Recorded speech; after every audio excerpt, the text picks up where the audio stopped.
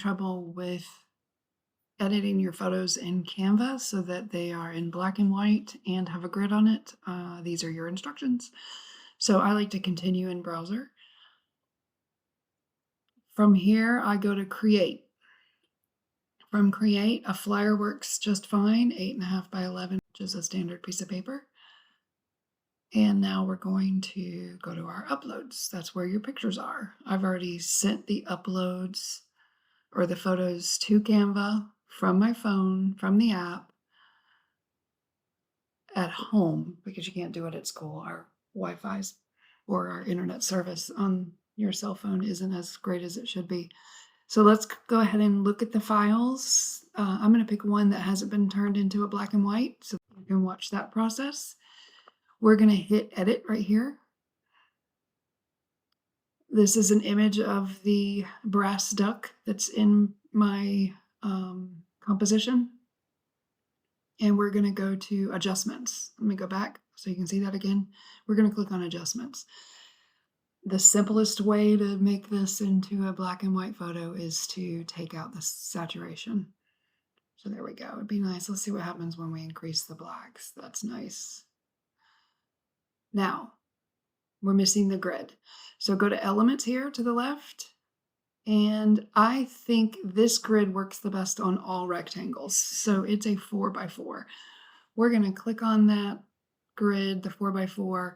We're going to drag it over to the corner and increase the size until we see that all of the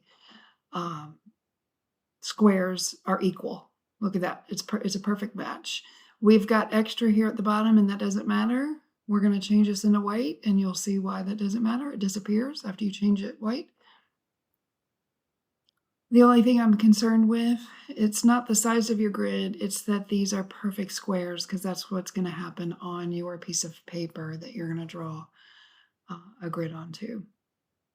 Now, up here is where you're going to title it. I like to give it a title so I know where to find it, how to find it in my files. So this is the 8th duck photo that I've changed in Canva. I'm going to get rid of this advertisement. And so I've got my point of view. I've got the picture in black and white, and now I have a perfect grid placed on top of the photo. We're going to save this. So hit the save button top right. We're going to download it. A PNG is the same as a JPEG, which is a photo file. So we're going to hit download, and then it's going to be stored in my downloads up here. So now I'm going to click on this to check out my download. Looks perfect. We're going to use this photo to draw onto our paper, recording what we see in each square, not worrying about drawing accurately the object as a whole. We're just going to record all these great shapes of shadows and highlights, and then use our value scale, 5 to 7 different shades of and tints of gray, black and white, and describe this using graphite on paper.